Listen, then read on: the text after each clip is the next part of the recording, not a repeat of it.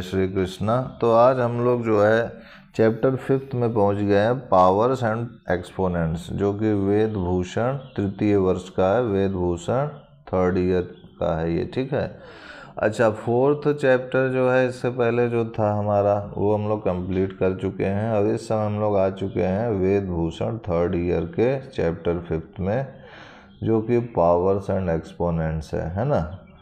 तो इसको अगर हम लोग सॉल्व करते हैं, सबसे पहले पावर क्या होता है, एक्सपोनेंट्स क्या होता है, इसको हम लोग समझेंगे। इसमें कुछ जैसे यहाँ पर चैप्टर में उदाहरण दिए हुए हैं और उसके बारे में पावर और एक्सपोनेंट के बारे में जिक्र किया गया है। जैसा आप देख सकते हैं कि ये जो नीचे 10 लिखा हुआ है इसको बेस बोलते हैं और ये जो ऊपर जो 7 लिखा हुआ है इसको पावर पढ़ते हैं ना। और पढ़ेंगे कैसे, 10 की पावर 7 है ना, या फिर 10 रेज्ड टू पावर 7। देखिए लिखा हुआ 10 raised to the power of 7। इसको पढ़ते क्या है, 10 की पावर 7 या फिर 10 raised to the power of 7, इसको ऐसे पढ़ते हैं। अब जैसे यहाँ पर एक तो ये कह रहा है, ये तो पावर के फॉर्म में किसी को लिखना हो गया, और एक्सपोनेंट के फॉर्म में जैसे राइट इन 81 इन एक्सपोनेंट फॉर्म, यानी इसको फैक्टर के फॉर्म में पहले लिखा, फैक्टर के फॉर्म में करके इसको पावर के फॉर्म में लिख दिया, तो ये इसका जो है हो गया। यहाँ पर देखा जाए तो 3 बेस है और जो 4 है वो उसका एक्सपोनेंट है, ठीक है। तो ये चीज़ आपको समझ में आ गई होगी। तो अब थोड़ा सा क्वेश्चन हम लोग करते हैं और देखते हैं कि इसमें क्या क्या रहा है। तो सबसे पहली बात तो आपने ये जानी कि जैसे कि अगर हमसे कह रहा है 81 का एक्सपोनेंट फॉर्म में इसको लिखिए, तो इसका तो सबसे पहले आप एलसीएम प्रक्रिया द्वारा फैक्टर लिखेंगे। तो एलसीएम जब इसका निकालेंगे आप 81 का, तो यहाँ पर ये 3 से पहले डिवाइड करेंगे तो ये 27 होगा, फिर 3 से डिवाइड करेंगे तो 9 होगा, फिर 3 से डिवाइड करेंगे तो 3 बार में जाएगा, फिर जो है 3 से करेंगे तो इस बार 1 बार में 3 चला जाएगा। यानी ये जो फैक्टर आ रहा है इसको मैं इस टाइप से लिख सकता हूँ 3 × 3 × 3 × 3, यानी ये हो गया 3 की पावर 4। क्यों 4 लिखा, क्योंकि ये 4 टाइम्स है 3। तो ये जो 3 है इसी को हम लोग बेस बोलते हैं, यानी आधार है ना। और ये जो 4 है हमारा, ये हमारा एक्सपोनेंट है, एक्सपोनेंट। और पढ़ते कैसे हैं इसको, 3 रेज़ टू द पावर 4, इसको इंग्लिश में इस टाइप से पढ़ते हैं।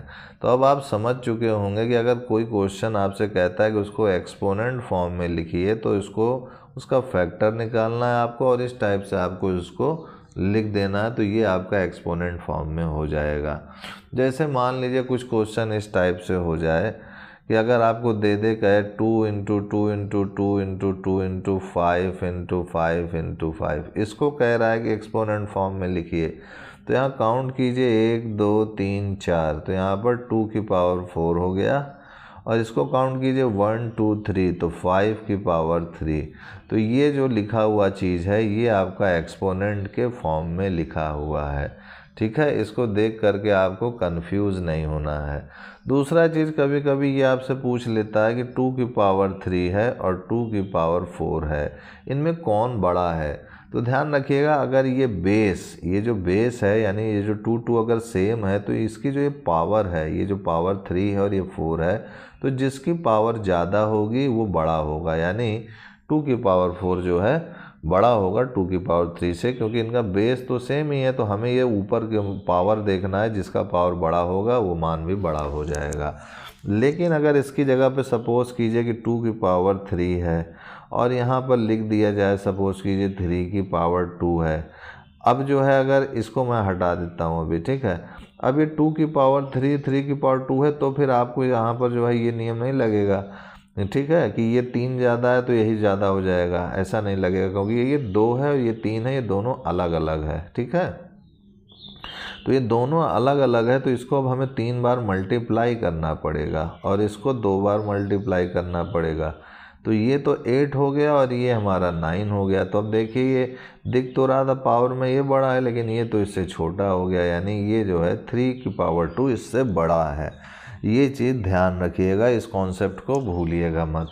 तो ये चीज़ आप समझ चुके होंगे। अब जैसे कुछ क्वेश्चन ये है, जैसे आपको क्वेश्चन में दे दे कि सिंप्लीफाई कीजिए, क्या सिंप्लीफाई कीजिए, 2 इंटू 5 की पावर 2 है, इसको कह रहा है सिंप्लीफाई करने को। तो कैसे सिंप्लीफाई करेंगे, 2 इंटू 5 इंटू 5। अब इसको मल्टीप्लाई कर दीजिए, तो 5 2 जा 10, 10 5 जा 50। तो यही इसका सिंप्लीफाई करने पर आएगा।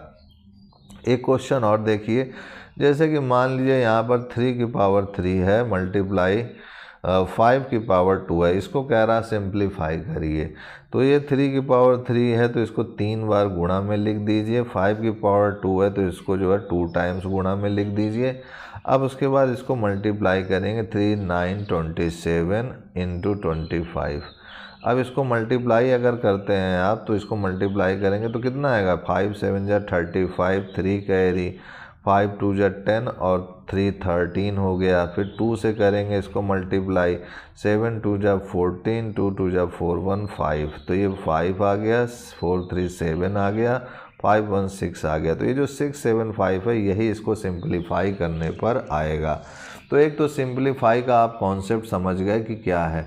अब जो है हम लोग नेक्स्ट वीडियो में जो है इसका जो है कॉन्सेप्ट देखेंगे, जिसमें हम लोग नेगेटिव इंटीजर को कैसे सॉल्व करते हैं वो सीखेंगे। ठीक है, तो आज के लिए इतना ही मित्रों भाइयों, तब तक के लिए जय गुरुदेव, जय Shri Krishna and I will see you next time.